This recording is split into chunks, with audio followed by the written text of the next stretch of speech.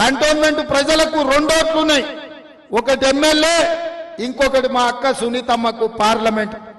ఇవాళ అందుకే 2 ఓట్లు చేయి గుర్తు మీదనే మీరు వెయ్యాలి. ఇవాళ బీజేపీ వాళ్ళు బీఆర్ఎస్ వాళ్ళు మీ దగ్గరకు వస్తారు. వీళ్ళేం కొత్త వాళ్ళు కాదు, వీళ్ళంతా పాతోళ్ళే. అంగి మారినా రంగు మారినా 10 ఏళ్ల నుంచి వాళ్ళ ప్రభుత్వమే ఉంది. బీఆర్ఎస్ ఇక్కడ 10 ఏళ్ళు ఉన్నది, బీజేపీ ఢిల్లీలో 10 ఏళ్ళు ఉన్నది. ఎందుకు మన రోడ్ల సమస్య పరిష్కరించలే? ఎందుకు మన ఇండ్ల పట్టాల సమస్యలు పరిష్కరించలే?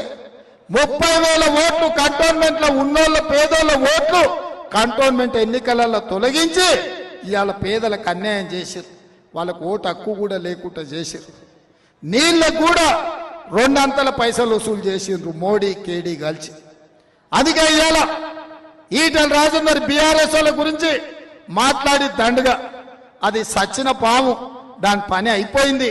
ఇక అది రద్దయిపోయిన 1000 రూపాయల నోటు లాంటిది బీఆర్ఎస్ పార్టీ.